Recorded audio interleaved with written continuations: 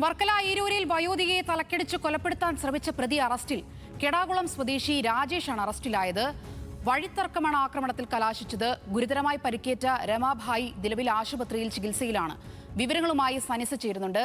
സനിസ, സംസ്ഥാനത്താകെ വയോധികർക്കെതിരായ ആക്രമണം വർദ്ധിക്കുകയാണോ? തൊട്ടു മുൻപ് നമ്മൾ വെഞ്ഞാറമൂട്ടിലെ വയോധികയുടെ കൊലപാതക വാർത്ത കേട്ടതാണ്. ഇപ്പോഴിതാ വർക്കലയിൽ വയോധികയെ കൊലപ്പെടുത്താൻ ഒരു ശ്രമം. എന്താണ് അയിരൂരിൽ സംഭവിച്ചത്?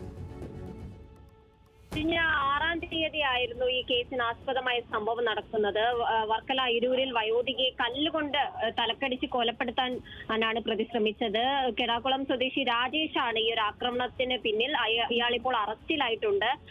അറസ്റ്റ് ചെയ്ത് ഇയാളെ കോടതിയിൽ ഹാജരാക്കി ഇപ്പോൾ റിമാൻഡിൽ തുടരുന്ന ഒരു സാഹചര്യമാണ്. കെടാകുളം സ്വദേശിയായിട്ടുള്ള രമാബായുമായി ഇയാൾക്ക് വഴിത്തർക്കം ഉണ്ടായിരുന്നു.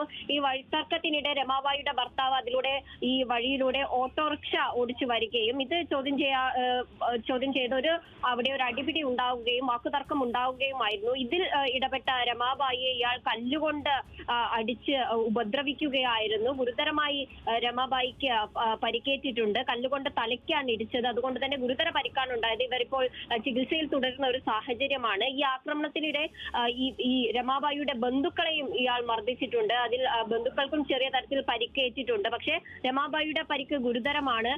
ഈ ഒരു സംഭവത്തിൽ അയിരൂർ പോലീസ് ഇയാളെ കസ്റ്റഡിയിലെടുക്കുകയായിരുന്നു. ശേഷം കേസിൽ ഇയാൾ ഇപ്പോൾ റിമാൻഡിൽ തുടരുന്ന ഒരു സംഭവമാണ്. വഴിത്തർക്കത്തെ തുടർന്ന് ഉണ്ടായ വാക്കുതർക്കമാണ് ഇത്തരം ഒരു മാരകമായിട്ടുള്ള ഒരു ആക്രമണത്തിലേക്ക് നയിച്ചത്. സോന, സനിസയാണ് തിരുവനന്തപുരത്ത് നിന്നും വിവരങ്ങൾ നൽകിയത്.